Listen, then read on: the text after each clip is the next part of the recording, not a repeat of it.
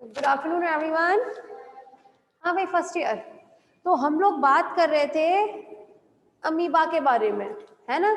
कल हम लोगों ने क्या चीज स्टार्ट किया था अपना टॉपिक, अमीबा, जिसमें हम लोगों ने उसके संरचना के बारे में अध्ययन कर लिया था और साथ में अध्ययन किया था उसके श्वसन क्रिया के बारे में कि किस तरह से वो श्वसन की प्रक्रिया के द्वारा श्वसन करता है। ठीक है ना। आज हम बात कर लेते हैं उत्सर्जन।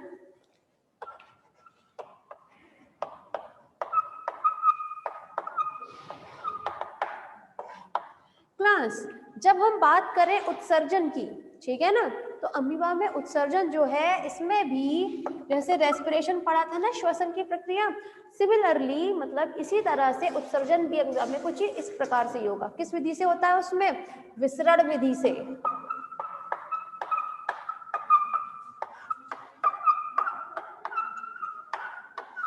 ठीक है ना। तो अमीबा में उत्सर्जन जो है वो किस विधि से होता है? विसरण विधि से होगा। अब क्वेश्चन यहाँ पर ये फिर आता है कि विसरण विधि क्या होती है।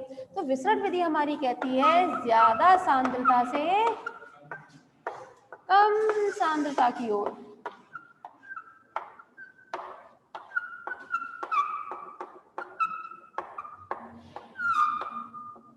ठीक है ना।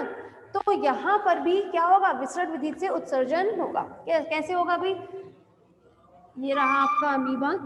अब बताइए, उत्सर्जी पदार्थ जो है यहाँ पर आपका पानी है, पानी में रहता है, तो बाहर क्या होगा? पानी। ये है आपका अमीबा।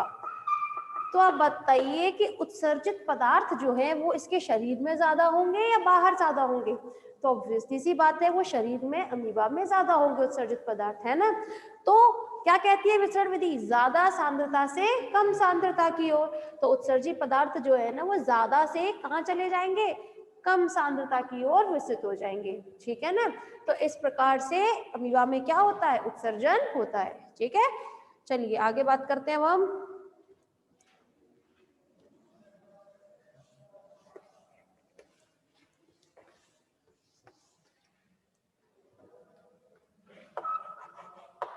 रिप्रोडक्शन,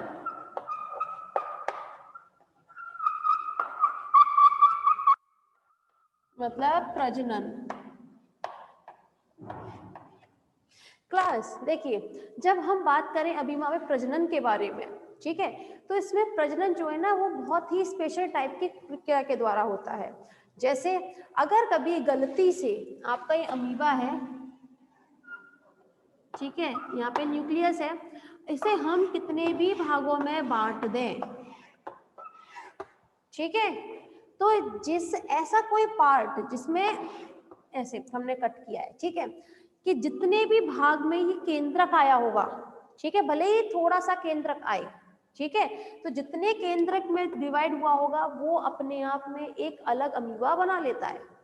ठीक है, अगर गलती से आप इसको कितने भागों में डिवाइड करें, लेकिन अगर आपने उसको कट करते वक्त इस तरह से कट किया है कि इसमें केंद्रक का भले ही थोड़ा सा पार्ट आए, भले ही थोड़ा सा भाग आए, तो हर एक भाग जो है क्या करेगा?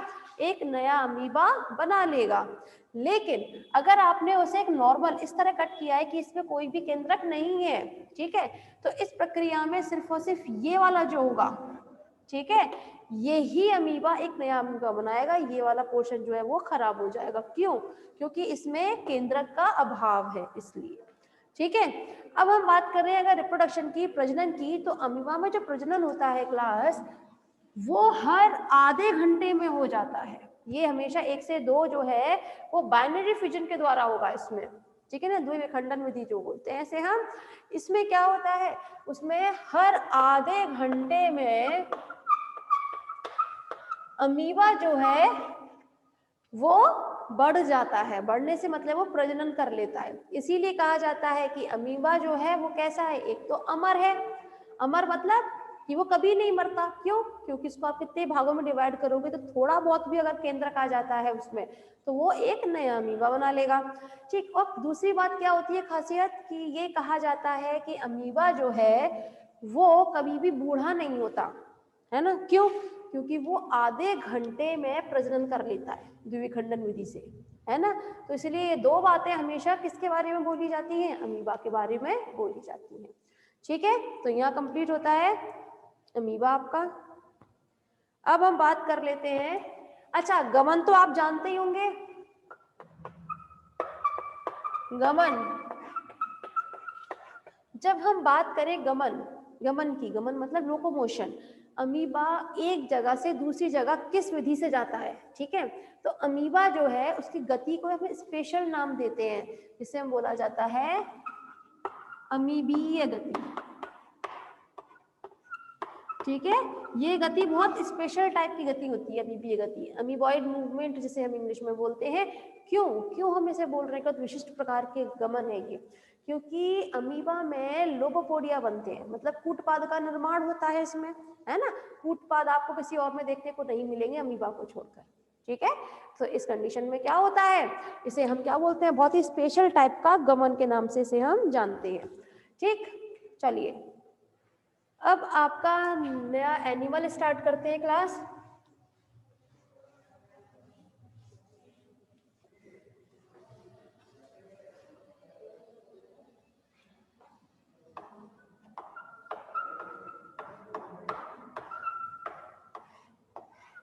युगलीना, ठीक है, हेडिंग डाल लीजिए युगलीना।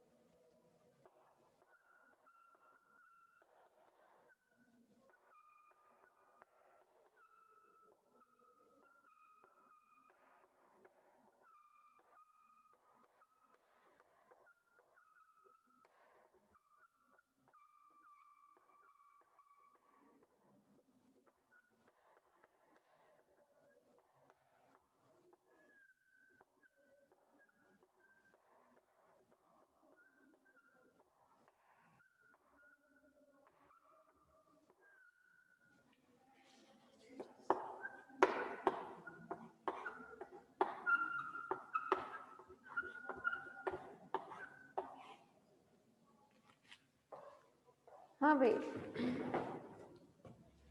First year. यहाँ हम बात कर रहे हैं युगलिना के बारे में, ठीक है। तो किसी भी एनिमल को स्टार्ट करने से पहले हम थोड़ा सा उसका पहले वर्गीकरण देख लेते हैं कि आखिर हम किसी भी एनिमल को इस वर्गीकरण में कैसे विभाजित करते हैं और क्यों करते हैं, ठीक है। तो जरा ध्यान दीजिएगा, युगलिना आता है आपके संग प्रोटोजोआ में, ठीक। अब क्वेश्चन यहाँ पर ये आता है कि प्रोटोजोआ में क्यों रखते हैं, क्योंकि ये कैसे होते हैं, बहुत पुरातन जीव होते हैं, है ना, प्रिमिटिव एनिमल होते हैं, इसीलिए इसे हम रखते हैं आपके प्रोटोजोआ में। वर्ग मैस्टिगोफोरा, मैस्टिगोफोरा में क्यों रखा जाता है इसे, क्योंकि इसमें क्या प्रेजेंट होते हैं, आपके फ्लैजिला पाए जाते हैं, ठीक है ना, क्या पाए जाते हैं, कशाब, फ्लैजिला पाए जाते हैं, इसीलिए हम इसे वर्ग मैस्टिगोफोरा में रखते हैं। वहीं इसका उपवर्ग जो है वो है युग्लिनोइडिया। युग्लिनोइडिया में क्यों रखते हैं, इसे इसलिए रखा जाता है क्योंकि इसमें युग्लिनोइड वो प्रेजेंट होती है गमन के लिए एक विधि, है ना, जैसे आपकी अमीबीय गति थी ना, गमन के लिए उपस्थित थी, इसी प्रकार इसमें भी गमन के लिए एक स्पेशल टाइप की गति प्रेजेंट होती है जिसे हम क्या बोलते हैं, युग्लिनोइड, ठीक है। इसीलिए इसे हम किस में रखते हैं, उपवर्ग युग्लिनोइडिया में लिखा जाता है, ठीक। वंश युग्लिना स्पीशीज तो इसकी बहुत सारी हो सकती हैं, ठीक है। तो चलिए, ये तो बात रही आपके वर्गीकरण की।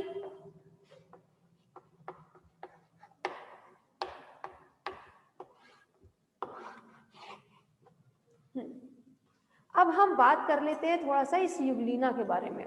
तो क्लास आप लोग जानते होंगे कि युग्लिना जो है वो पादप जगत और जंतु जगत इन दोनों के बीच की कड़ी बोला जाता है ना। अब क्वेश्चन यहाँ पर ये आता है कि क्यों बोलते हैं इसे बीच की कड़ी। इसे बीच की कड़ी इसलिए कहते हैं क्योंकि ये जो है इसमें कुछ लक्षण जो है वो पादप जगत से आते हैं और कुछ लक्षण जंतु जगत से आते हैं, ठीक है। आप लोग जानते होंगे कि ये कभी कभी वाई पूछा जाता है कि पादप जगत और जंतु जगत के बीच की कड़ी किसे कहा जाता है, तो युग्लिना को कहा जाता है। अब क्वेश्चन यहाँ पर ये आ जाता है कि कौन से लक्षण इसके पादप जगत से मिलते जुलते हैं और कौन से लक्षण इसके जंतु जगत से।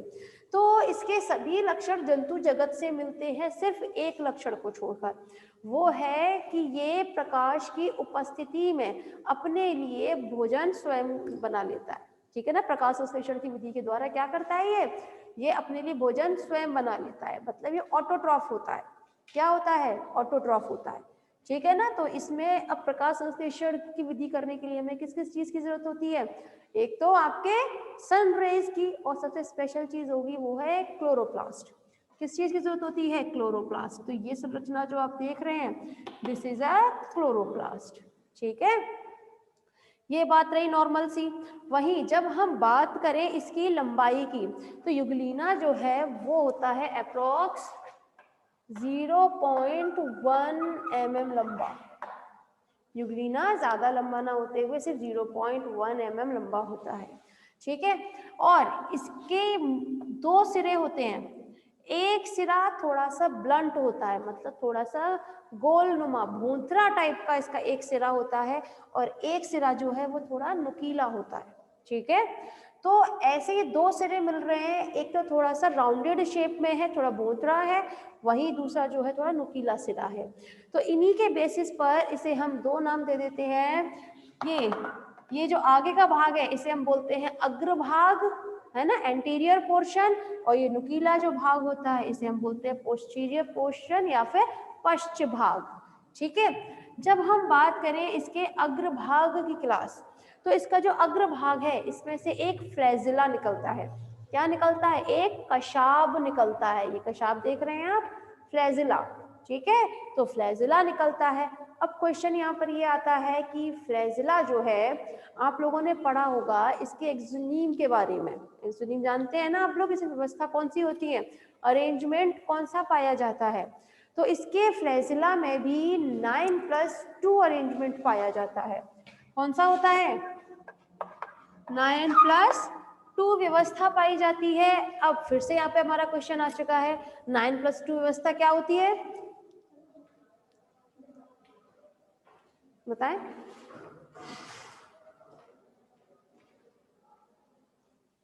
नहीं,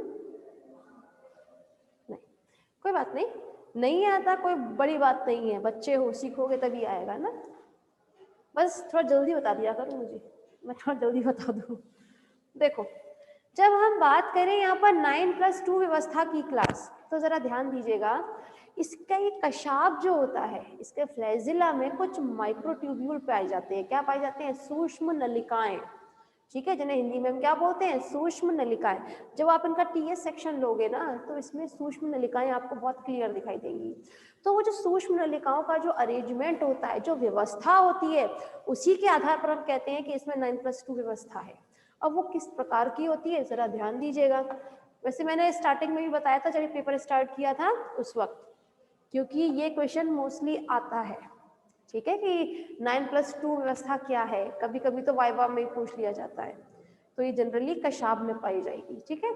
तो 9+2 से मतलब है कि इसमें दो सिरे होंगे, एक तो ये परिधि की ओर होगा,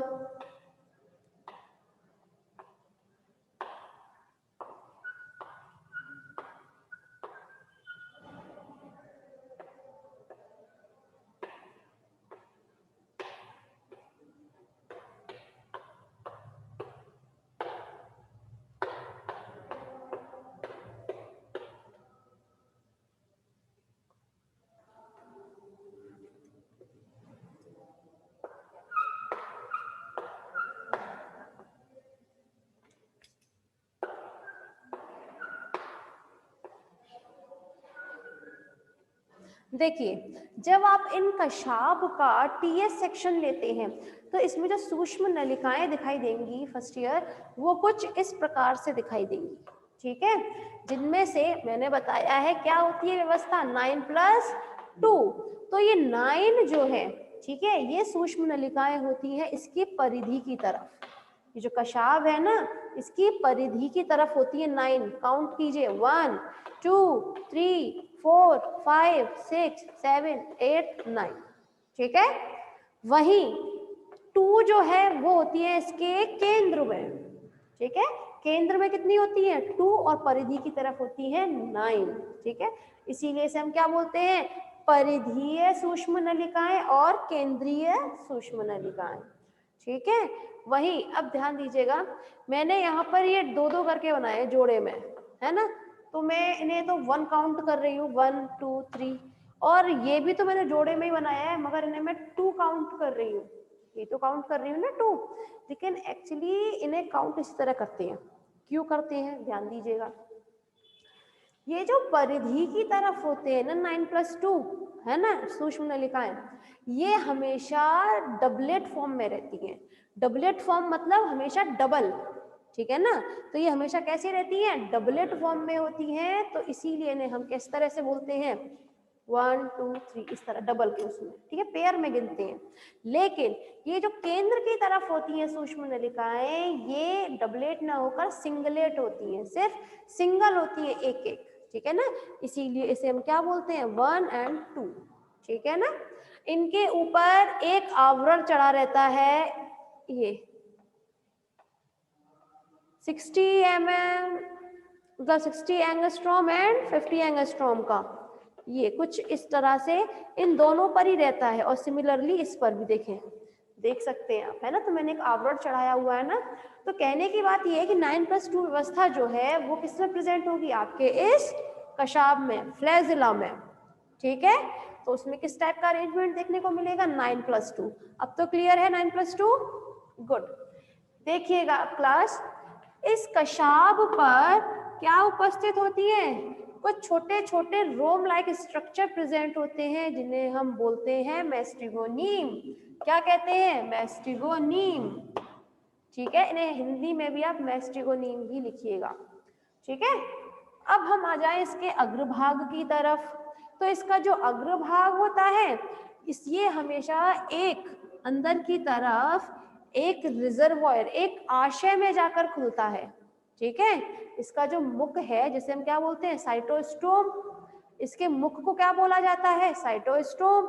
ये साइटोस्टोम अंदर की तरफ कहाँ खुलते हैं? एक रिजर्वॉयर, रिजर्वॉयर को हिंदी में आशय बोला जाता है, ठीक है। तो कहाँ जाकर खुलते हैं? एक आशय में खुलते हैं। आशय में एक जगह होती है, एक स्थान होता है, जिसे हम बोलते हैं ब्लीफेरोप्लास्ट। क्या बोला जाता है? ब्लीफेरोप्लास्ट, ये लिखा है, देखिए, ठीक है। अब क्वेश्चन यहाँ पर ये आता है ब्लीफेरोप्लास्ट क्या है। तो ब्लीफेरोप्लास्ट कहें चाहे आधारी कणिका कहें आप हिंदी में, क्योंकि ब्लीफेरोप्लास्ट को हम बेसल ग्रेन्यूल के नाम से भी जानते हैं।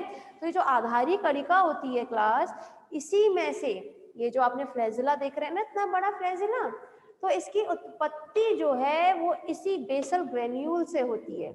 अगर कभी ये टूट जाए यहाँ से किसी गलती से, या कभी कभी प्रतिकूल अवस्था में खुद भी गिरा देते हैं अपने फ्लैजिला को, तो ये फ्लैजिला जो है दोबारा कब बनेगा, इसी बेसल ग्रेन्यूल की वजह से। ये है ना आपका ब्लीफेरोप्लास्ट, तो ब्लीफेरोप्लास्ट से फिर से इसकी उत्पत्ति होगी। ठीक है, समझ में आ रहा है ना? ठीक है, वहीं अगर हम बात करें इस पूरे युगलीना के बारे में, तो इस युगलीना के संपूर्ण शरीर पर एक आवरण पाया जाता है जिसे हम बोलते हैं पेलिकल। ठीक है, क्या बोला जाता है? पेलिकल। या मैं ये कहूं कि युगलीना के शरीर पर पेलिकल का आवरण पाया जाता है, ये रहा पेलिकल।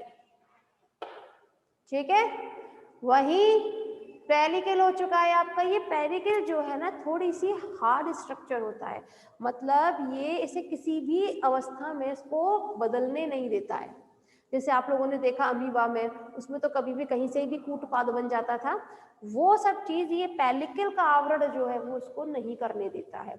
सिर्फ और सिर्फ इसमें थोड़ा बहुत मूवमेंट होता है, इसमें थोड़ा बहुत हो सकता है, क्योंकि पेलिकल थोड़ा हार्ड होता है, कठोर होता है, इस वजह से तो उसकी शरीर की संरचना जो है वो नियत ही रहेगी। वो भी जनरली किस टाइप की देखने को मिलती है? तरकू आकार की। किस आकार में दिख रहा है ये आप लोगों को? तरकू आकार। ठीक है, तरकू आकार का होता है युगलीना। ठीक, अब कभी कभी क्या होता है, देखिए यहाँ पर आप लोगों ने इसके संरचना के बारे में तो लगभग अध्ययन कर ही लिया। ठीक है, समझ में आया? गुड। देखिए क्लास, अच्छा फर्स्ट ईयर समझ में आ रहा है ना सभी को? हाँ भाई, फर्स्ट ईयर ऑनलाइन समझ में आ रहा है ना बेटा? Yes, good. देखिए, जब हम बात करें युगलीना की क्लास, एक बार फिर समझिएगा, तो युगलीना के शरीर पर किसका आवरण पाया जाता है? पेलिकल का आवरण पाया जाता है। ये किसका काम करता है? अपने लिए भोजन स्वयं बनाता है, ये ऑटोट्रॉफ होता है ना? तो इसलिए इसमें क्या पाए जाते हैं? क्लोरोप्लास्ट पाए जाते हैं एंड क्रोमैटिन पाया जाता है इसमें। ठीक, वही इसमें क्या प्रेजेंट होता है? एक फ्लैजिला प्रेजेंट होता है। इसके अग्रभाग से क्या निकलता है? एक फ्लैजिला निकलता है। फ्लैजिला पर क्या उपस्थित होती है? छोटी छोटी मैस्टिगोनीम उपस्थित होती है। इसका जो अग्रभाग होता है, इसमें किसमें जाकर खुलता है? ये साइटोस्टोम बोला जाता है। ये साइटोस्टोम नीचे की तरफ किसमें खुलता है? साइटोफेरिंक्स में जाकर खुलता है। ये साइटोफेरिंक्स, ये बीच का हिस्सा जो है छोटा सा साइटोफेरिंक्स है। साइटोफेरिंक्स अंदर की तरफ एक आशय में खुलेगी, आशय मतलब रिजर्वॉयर में खुलेगी, जहां पर उपस्थित होते हैं आपके ब्लीफेरोप्लास्ट, यानी कि आपके आधारी कणिका। ये आधारी कणिका से क्या होता है? इस फ्लैजिला की उत्पत्ति होती है। ठीक, वहीं अगर हम बात करें इसके और सब चीजों की, तो इसमें एक स्पॉट और पाया जाता है। यहाँ आशय के पास एक स्पॉट और पाया जाता है जिसे हम बोलते हैं रेड स्पॉट या फिर आई स्पॉट। गुड। देखिए क्या बोला जाता है? रेड स्पॉट या आई स्पॉट बोला जाता है। अब क्वेश्चन यहाँ पर ये आता है कि इसका काम क्या है। तो इसका जो काम होता है आई स्पॉट का, वो होता है विजन का। द्विक का काम होता है, तात्पर्य कभी कभी जब अंधेरा हो जाता है ना, तब उस वक्त ये इसी के माध्यम से ये पता लगाता है कि सूरज की रोशनी कहाँ पर है, कहाँ पर नहीं, किस तरीके से उसको उस तरफ मूवमेंट करना है। ठीक है ना? तो इस तरह से इसका पूरा संरचना कंप्लीट होती है।